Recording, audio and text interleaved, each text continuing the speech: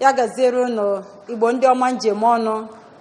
Anyị abịago ọzọ n'oge Izu Nwanne nke taa site n'ụlọ mgbasa ozi onyonyo ABS Television Channel 24, Star Times 113 na Metro Digital 29.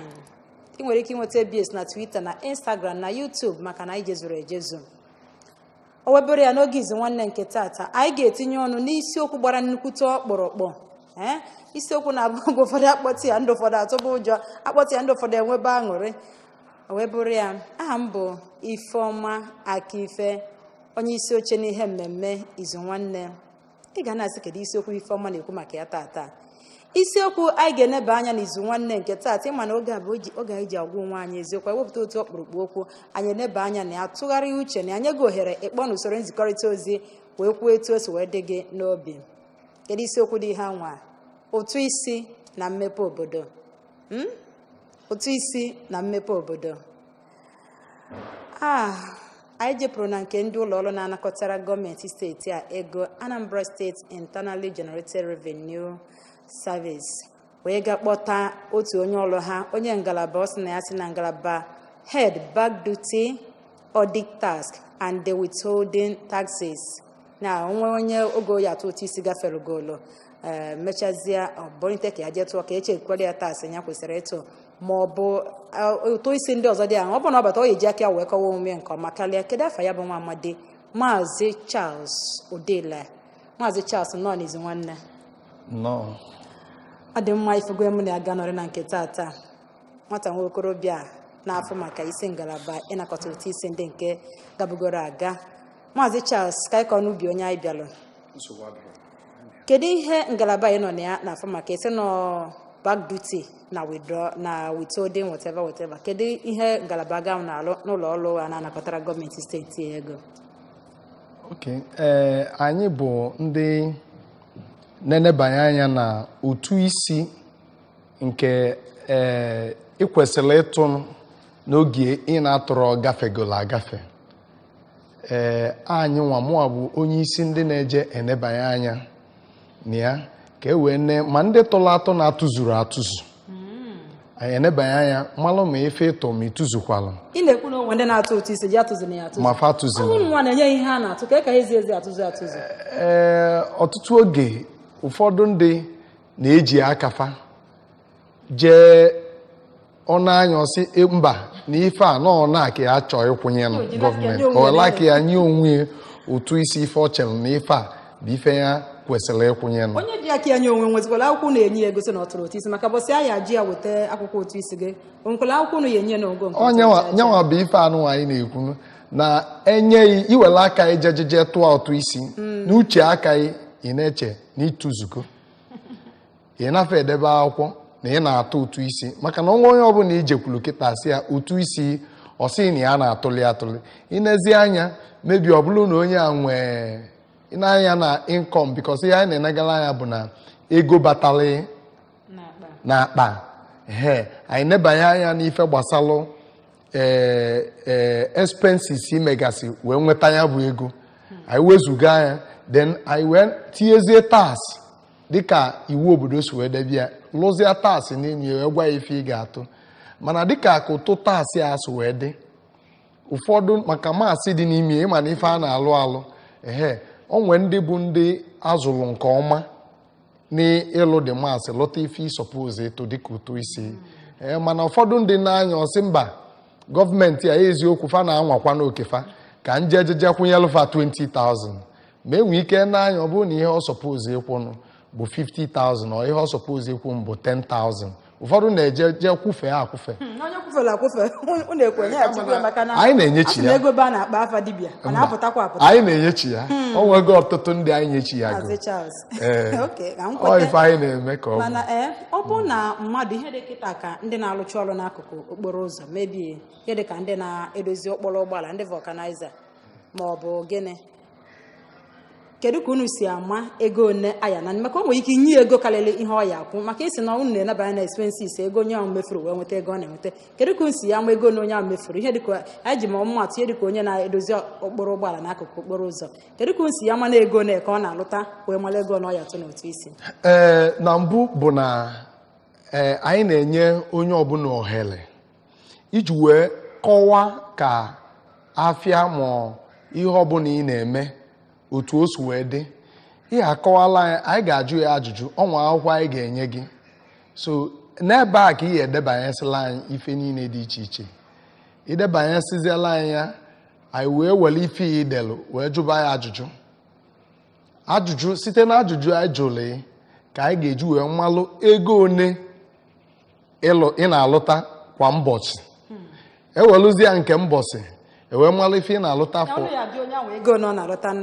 kwa mbọchị. Unu anaghị ejegharịcha eje ajụ ndị mmadụ ụdị ajụjụ a tupu na anawa ụtụ isi. Anyị na-ajụ anyị na-enyefe akwụkwọ ịkpọfa okwu ka fa bịa kọwaa onwe fa nke ndị oyibo na-akpọ invitation. So most time anyị nwa nọ na ichek ụtụ isi inebanye anya n'ụtụ isi gara aga na-abụ anyị fụ nebanyesi anya na nke ya na-atụ ma ọ na ịda atụ anyị edejere ya akwụkwọ si ngenge bịa ọ ịbịazie anyị jụsịa ya ajụjụ niile site n'ebe a ka mkparịkọta ụka anyị wee si ebe a wee nweta ife kwesịrị ekwesị nọ ife a ka ị ga-akwụ. Daalụ Maazị Charles Udile, onye isi ngalaba Back Duty Audit nakwa Withholding Task na Anambra State Internal Revenue Service. Anyị na-asị gị daalụ maka isonyere anyị nke taata. Ngwa kene ndị be anyị nye ha ndụmọdụ ikpeazụ tupu anyị na-achịkọta ngalaba nke ahụ. Ndụmọdụ ekene ka m nwee inye onye ọbụla maka na o nwere onye ọbụla bụ onye na-azụ afịa bụ nwa afọ Igbo na-ada na-ene anya na-alaiki ka o were ego o ji azụ afịa jejeje tụọ ụtụ, mana onye ọbụla na-afụ ife obodo na-eme dịka otu the governors wee na-etinyesi ọkụ na street na-alụ ụzọ dị iche iche na-enye mmepe obodo. Ọ na-ata anyị ncha n'ịnụ ụtọ, mana ọ site n'ụtụ isi ndị nke na-atụ site n'ime ka esi wee na-alụpụta ihe ndị anụwa. So ihe nna ya unu bụ ka onye ọbụla atụọ ụtụ isi etuzue na mgbe kwesịrịnụ ka anyị ghara inyobeghị anya tụzuo ihe ọ kwesịrị ịtụnụ. Daalụ Maazị Charles, daalụ maka ịbịa sonyere anyị n'izu nwanne nke taata. Anyị ka na-echighata ma ọ bụ na anyị nọgharịa anyị echighatakwa wee na-aga n'iru n'ihe mmemme nke taa.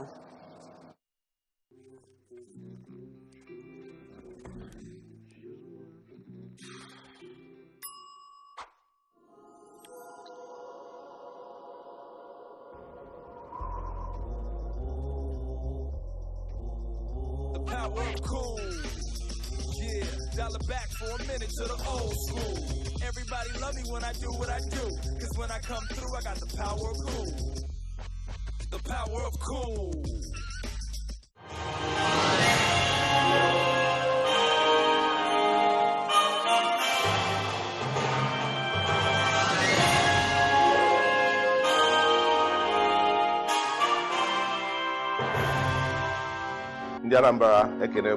Hi people, this is your favorite Igbolicious babe, Rachel Okonkwo, aka Calling One Cigar. My name's John Ikechukwoga. I am Honorable Dr. P.T. Bida, member representing Njikoka 2 in Anambra State House of Assembly. Afambo Nze Uche Nwora, Managing Director, CEO, Anambra Broadcasting Service. My name is Colette Madike, beauty queen, filmmaker, and you are watching Inekili ABS TV. Never you ever touch that dial. Keep watching ABS. Alabama, yeah, I like that. It is ABS TV. All the time. ABS! ABS, the heartbeat of the East.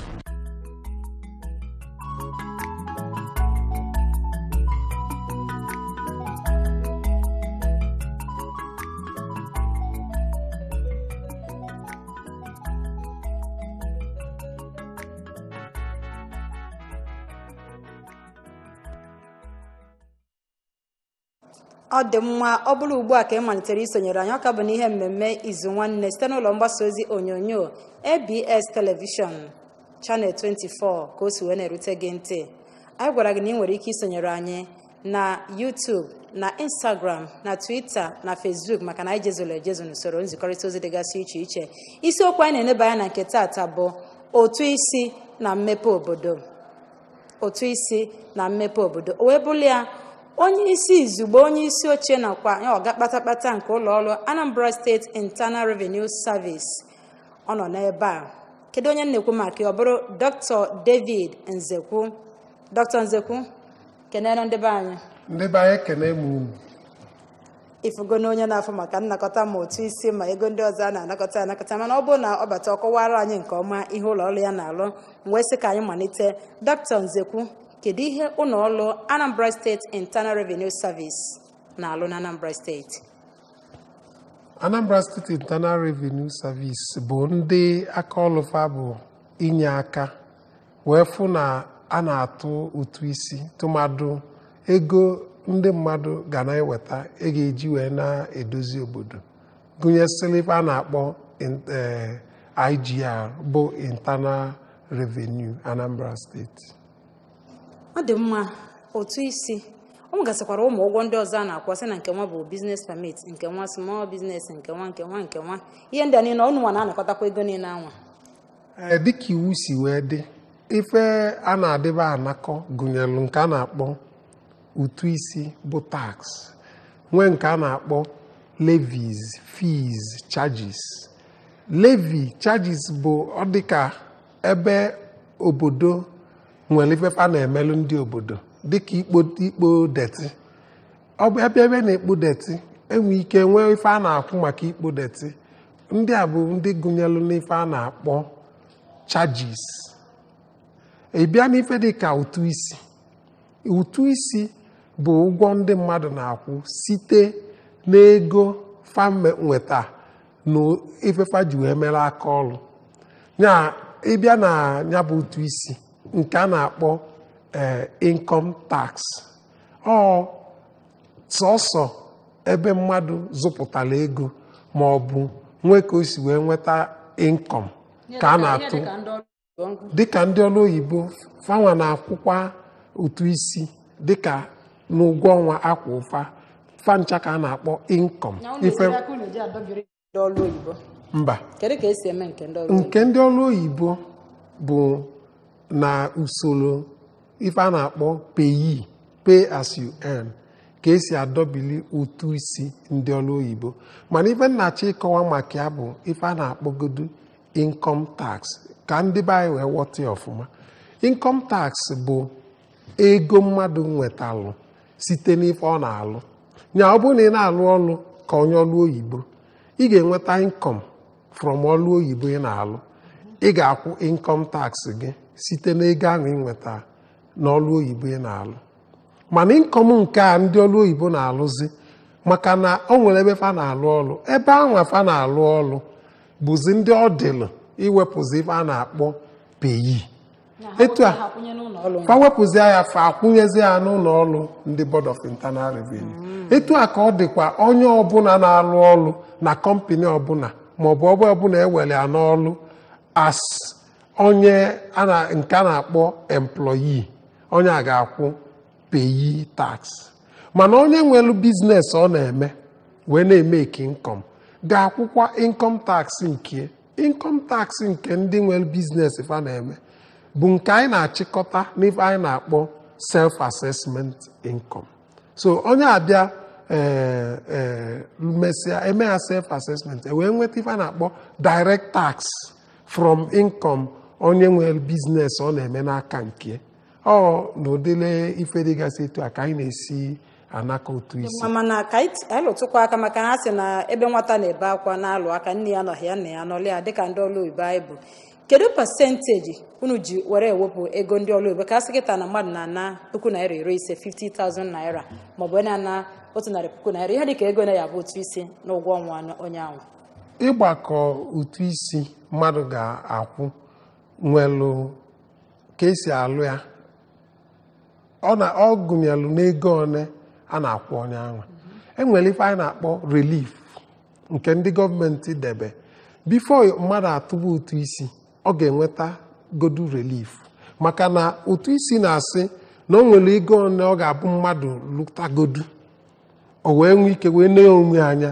o wee bidozie tụba ụtụ isi ya na the first 300,000 mmadụ lili n'ụgwọ ọnwa a ga-akọnsidia wee nyegodie relief after enyesi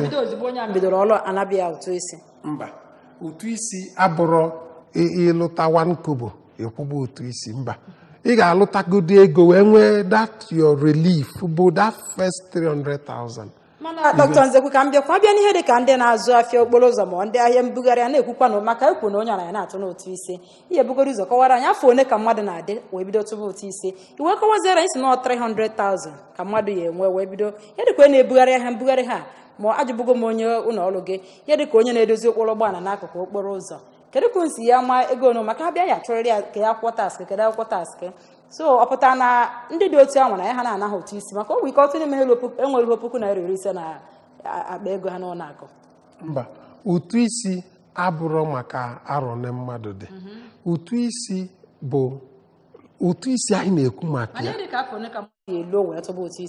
achọrọ m ịkọwa ụtụ isi anyị na-ekwu maka ya ka m ji chọọ ka nkọwa maka ịma na anyị enwere ofe eri nne mana ụtụ isi anyị na-akpa maka ya kịta bụ nke a na-akpọ personal income tax.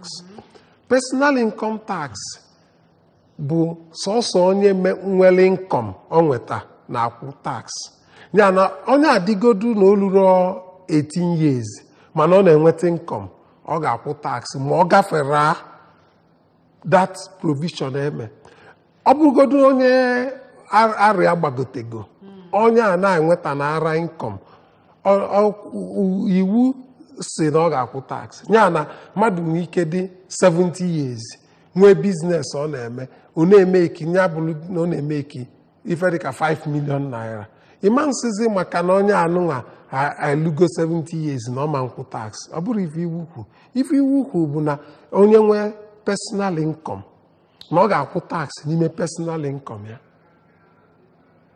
anya iwu ukwu mana ndị a na-ebugharịsịzi ife n'ụzọ ebe anyị na-enwe nsogbu bụ kedu ka anyị ga-esi wee sị na-ekwe ego one onye na-ebugharị ife n'ụzọ na-azụta n'afịa ka e nwee ike ịgbakọ tax ụtụ isi so ọfanwa ka ọ dịzịrị dịka iwu si wee kwu na ịzụdide afịa bido na Jenụwarị rue na Disemba iwee bịa na ụlọ ọrụ ndị ụtụ isi wee sịfa na ife ịzụta bụ ego one dị etu a anyị wee nwee ike wee si ebe a wee sị ka anyị gbakọọ ụtụ isi ego na onye ahụ ga-akwụ ọzọ na iwu si na ịzụsịsị afịa bido na 1st Jenụwarị wee lue na 31st Jenụwarị na ị ga-abịa na nke ndị ụtụ isi wee sị nekwe ego na nzụta na-arọ gara aga ewee si ebe a wee gbakọọ ụtụ isi ị ga-atụ onye ahụ ha gwaziri ụlọ ego na ọ zụtara mana onye maka unu ya elekwasị anya wee gbakọọ ụtụ isi ọ dị mma mana ka njụ oge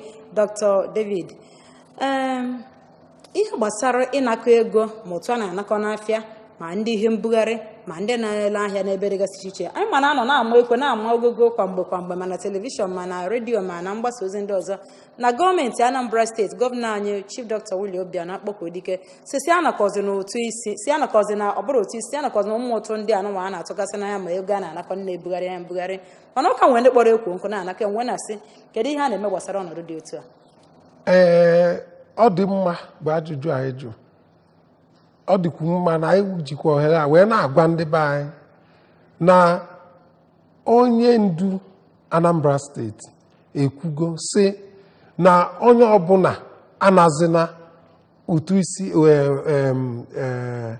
levies ndị anyị na-ekwu maka ya until anyị ejikọta onwe anyị ọnụ wee pụta wee sị lekwa ka efa ga-esi wee na-akwụ ụgwọ dịgasị etu ahụ maka nwe ụbọchị na-agafe n'ime afịa ka ọka ebe a anụnụ ka ABS na-ekwu ya na gọọmenti ekwugokwasị anazi ego ndị mmadụ na-aba mbasị ndị ABS unu na-ekwu mana n'aka na ana ha ọ pụta na unu nwa na onwe na amara na aka na ana ya bụ ego kedu mbụ unu na-agba iji wee fụ maka onye na-ebugharị pure water onye na-ebugharị special water ma onye na-ebugharị akpụ asụrụ asụ agaghị eji nwa aka ifụ ndị akpụ obibi akwụrụ gị weta ego gị egwu ihe ekweghị na ya n'ime afọ nke isi a na ihe wetara o jiri ụlọ mmatụ oge ebe a ọ bụrụ unu nwa ka ọ dị ele ịgba mbọ chọpụta ndị anụnwa na-akpa nkata na-awụnye aja na gara n'ọmarịcha ọrụ gọvanọ na-alụ wee chọpụta ha wee kpọrọ ha jee kpee ha ikpe karịa ịhapụ si gị anaghị ego gị ekwe na ọ bụrụ ikwere ha mawapụ gị anya kedu mgbe unu na-agba ifu na unu nyere aka wee nyere ndị ogbenye maka gọvanọ chọrọ ka o nyere ndị ogbenye aka ka e wee hazigodo kedu mgbe unu na-agba ifu na ọnọdụ anụnwa kwụsịrị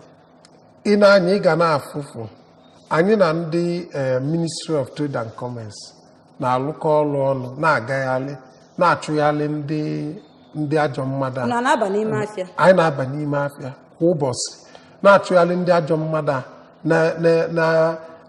na-ada erube isi na okwu onye isi kwu wee sịfafa kwụsị ịnaka ụdịrị ego dị etu afa na-anakọ. Anyị na-agagharị na-eme ikisho na fada eme ya, mana anyị na-ayọkwa unu ka unu nyere anyị aka dịka unu si enyere anyị aka ka a na-ekwu na-agwa ndị mmadụ enwe ebe unu nweta ka unu si wee nụ na ụdịrị ndị a na-eme unu gwa anyị ejebe dị jee malụ ife mee na fa na-enupụ isi na ozi ezi wee dị shọ na fa akọntinuro na-eme ya. Mana nke ka nke bụ ife anyị na-akaba arụ ka anyị bụ ka anyị wepụta usoro ga-eme na ụdịrị ife ama na-emezi n'obodo anyị Chukwu nyere aka ọ bụ na anyị bido anyị pụtazịa from the period onye isi gasị ka ebido nabazịa ego dịsị etu ndị a anyị ga-adịzishọn anyị etinye ego usoro ga-eme na onwezịa ka ndị illegal agents a si wee bịa na anyị ga-anwụdofa wee malife anyị mefa. Mana ndị bụ ndị be anyị na anyị nwa onye ọbụla dị suppose ka anyị ncha tinye aka ọnụ wee chụọ ụdịrị ndị ọsọ ka fa wee kwụsị ị na-anakọ ego na fa na-ekwesịrị na-ana. Ọ bụrụ na ị na-esonyere ihe mmemme Izu Nwanne nketa ọnwa ihe gbara gịgharị ị chọrọ ịjụ o nwere akara na-abụọ dị na onyonyo telivishọn gị biko ọ bụrụ na ị chọọ ịkpọ anyị ịgbatuo telivishọn gị ọfụma ka anyị wee na-anụ ife ị na-ekwu ka onu m ghara ịna-ada ụda na be gị. Daalụ. Hello. Onye ka anyị na-anọ? Hello, onye ka anyị na-anọ? Onye? Vincent from Mkpọ. Vincent from Mkpọ. Ngwa gaa n'iru Vincent. Ndị unu na-ekwu ndị ọfụma. Anụghị m ka ị na-ajụ ya si ya kedu ka ha si egbochi ndị ka na-ana ego a. Mana ihe mụnwa na-adị itinye na ya bụ na ọ nwere ihe nke ọ na-atụ na ha na-eje bụ n'okwu ọnụ ọ nwere ebe ha na-eje. Maka na n'ọrịa gara aga ka gọvanọ kwuru sị ndị na-azụ ahịa n'ụzọ na-apụa omere ọgụ izu ụka anyị nọ na ndị polisi ma ndị nwere sefti ma niile na-eje achụsụ ndị a niile ezide ha. Kedu ka ha si bụ ndị ọrụ ha gwara ndị polisi ga-ewu tinyere ha aka gbawaba ndị a ka ha wee jebe. Ọ gwara ndị polisi ha ma ebe ọgụ polisi ma ebe ọgụ ndị ọcha brigedi ma ebe ọgụ sekuritis kpọrọba gaba n'ime ụzọ mana abịa ha maka ebe ndị a niile nọ na nke ha na-asị anyị kịta na ha na-eje ọka okwu wee tọọ ụtọ kwetara m ha na-eje. Daalụ Vincent uche onye adịghị njọ. Dr. David Nzekwu Vincent si na unu ada eje na ihe kwetara unu dunye ndị uwe ojii ma ndị ọcha brigade ma ndị gbogbotigbo ndị nchekwa niile ka ha jebere unu ya bụ ozi. Kedu ihe ị nwere ịsa n'okwu a n'ụwa o kwuru? Vincent ekene ngiri nne daalụ anyị anụghị ife ikwu mana nke bụ eziokwu bụ na anyị na-eje ife mee bụ na anyị ga-ewelitekwu aka na-eje ka anyị wee fụ na mana ndị anyị na-aba na-eme ife riri nne anyị si ebe a fa esi ebe a anyị si ebe a fa esi ebe a mana ife anyị ma bụ na n'ikpeazụ na ife ekwu ka a ga-emelili. Hello. Onye ka anyị na-anọ? Yes, onye unu ya nọ Dr. Amaeze. Dr. Amaeze ka ebe isi akpọ anyị? Ngwa gaa n'iru Doc. Yes, a na-ekwu ive abụrụ ihe ụmụasị. Isipụ na a na-ego nke ọka ibere onye nke nchọ nkọpịa anya medicine doctor. Ibe tụ a si eti ụmụ nwaanyị ibe ọdụ wrong.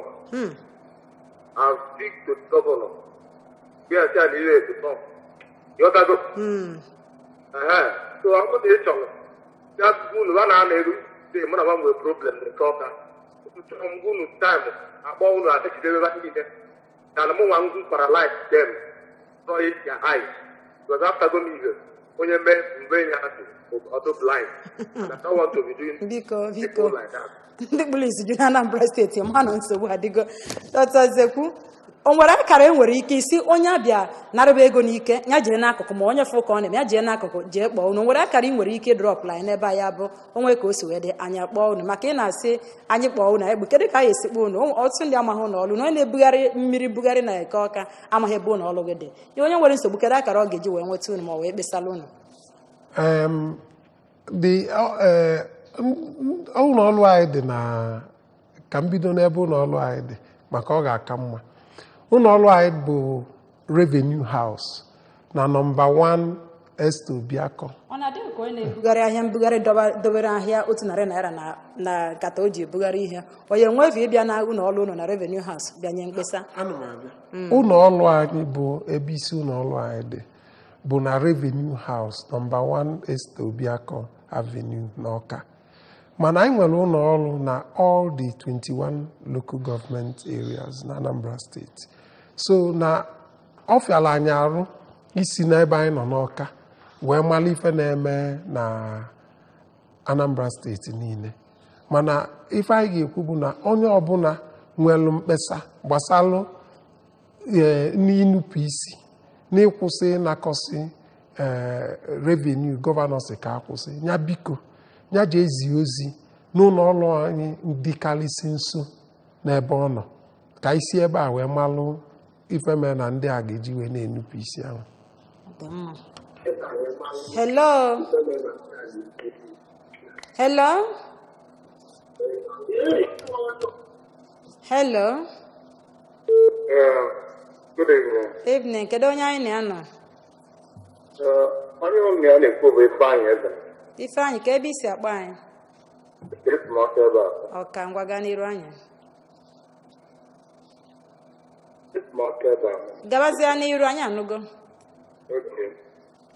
Biko, a na-ekele onye gị na-anọ na TV.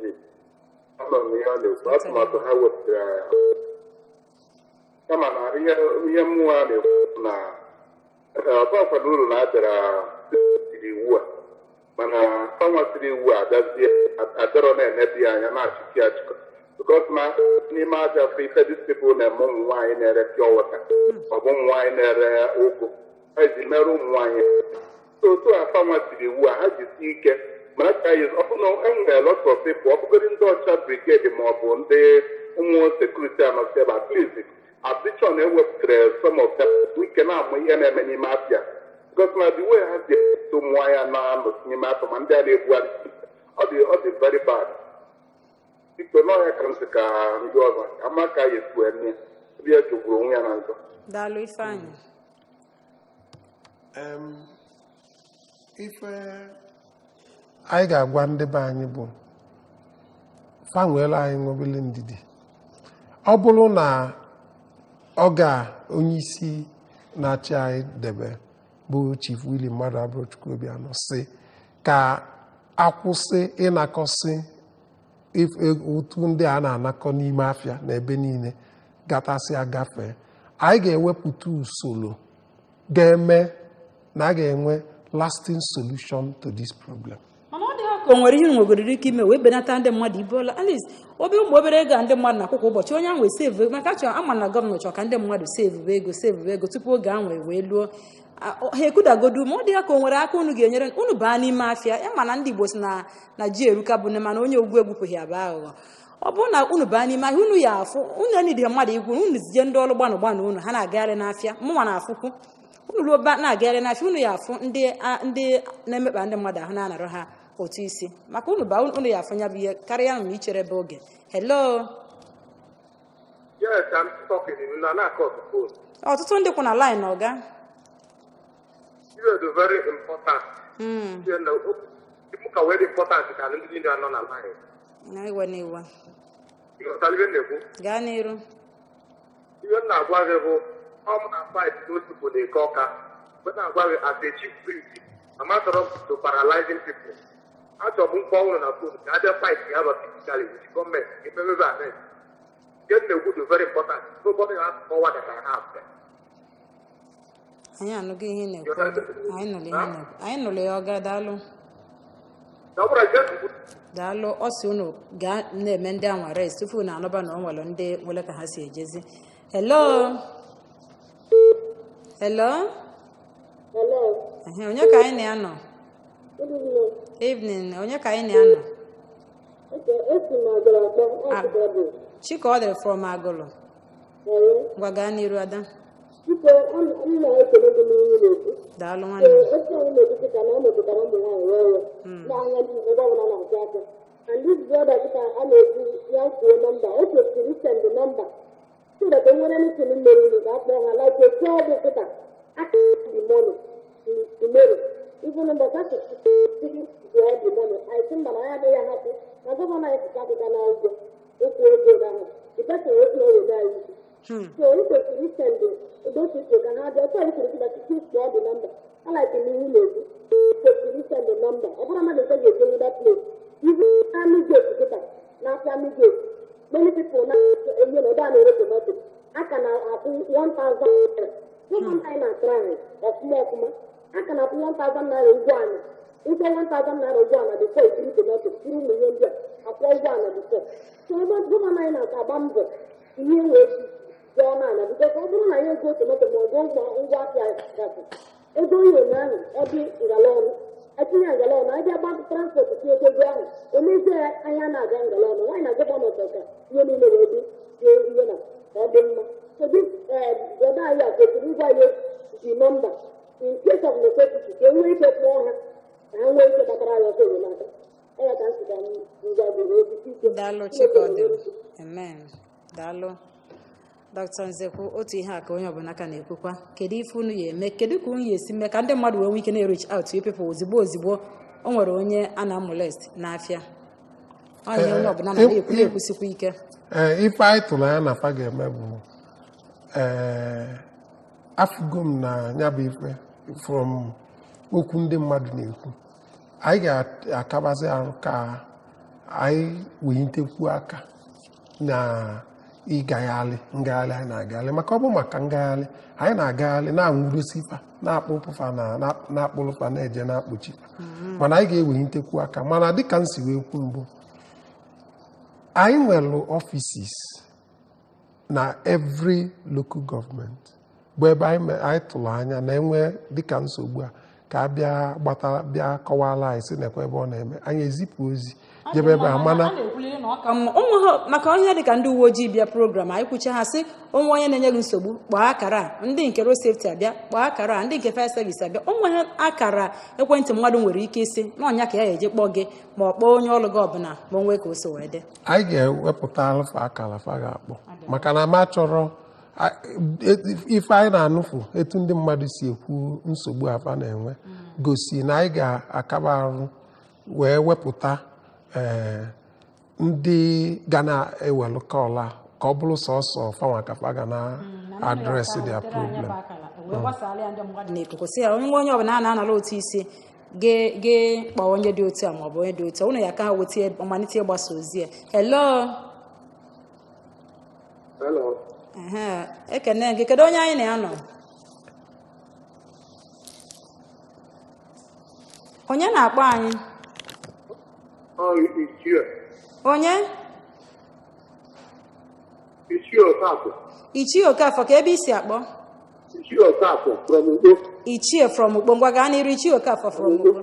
Gaba n'iru.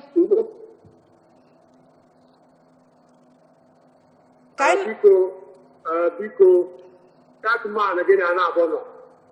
Enwere ike ibi that man again and abon ebe a enwere ike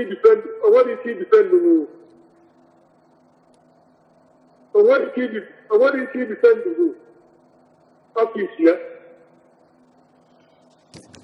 Ọlụ ya ka ọ nọ na-akọwala ka o si wee na-alụ ọlụ ịma na onye ọbụla nwee ka o si alụ ọlụ nke mana oge anyị na-akụzi kwarapụ ka m cheta n'ebe nọ Dr. David Nzekwu ịnụgo mkpesa ndị mmadụ na-enye ya amazi ka a ga-esi wee menya wee onye kwuwalụ ka o wee gawa ije mana achọrọ nka m jụọ gị ọ dị gị ka ndị mmadụ ọ na-atụcha ụtụ isi ha etu kwesị na ha ga-esi wee tia ọzọkwa nye anyị na nkenke oge maka oge anyị na-achọzi nchịkọta kedu ihe dịgasị iche iche eji ụtụ isi alụ kedu mgbe ọ dị na ndị mmadụ ga na-atụ ụtụ isi fa na Anambra steeti ngwa ngwa dịka ọchịchị obodo si wee dị ọ ụtụ isi ndị mmadụ na-atụ ka gọọmenti na-esi na ya wee na-eprovide dịka social services dịka tinyesie ọkụ lụọ okporo ụzọ wee na-akwụ ndị ọrụ ụgwọ ọnwa. Mana ọ bụrụ na ndị mmadụ ada atụ ụdị isi dịka fa kwesịrị isi na-atụ, ịma na ọ ga na-enye gọọmenti nsogbu ịlụ ọrụ obodo gọọmenti kwesịrị na ọ ga na-alụ. Ya na anyị chọrọ iji ọhara na-ayọ ndị be anyị ka onye ọbụla kaba arụ fụ na ọ tụrụ ụtụ isi. Mana achọrọ m ịlụtụ aka n'ife dịka mkpesa ndị na-akpọ na fonu kpesa.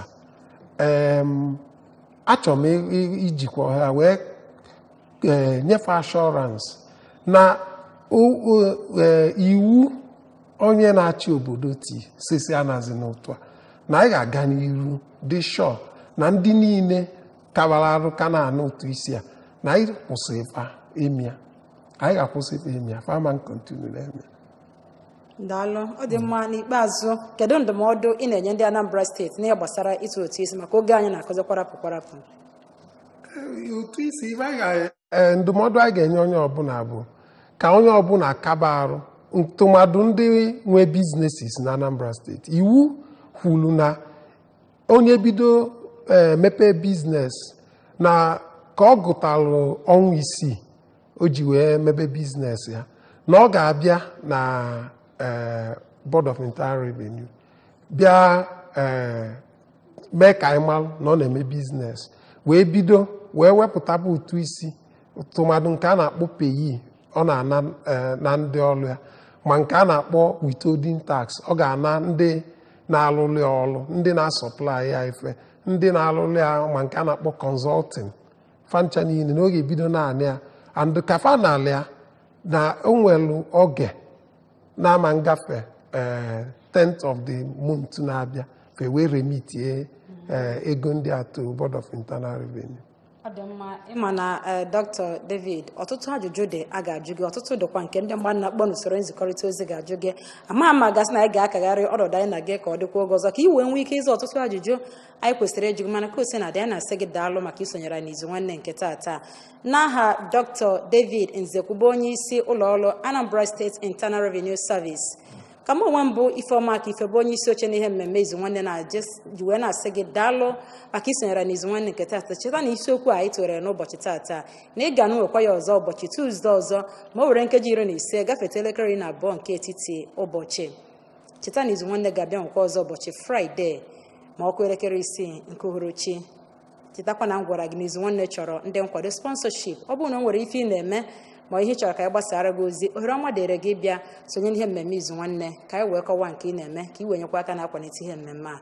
Daalụ maka ige anyị ntị. Ka emesịa.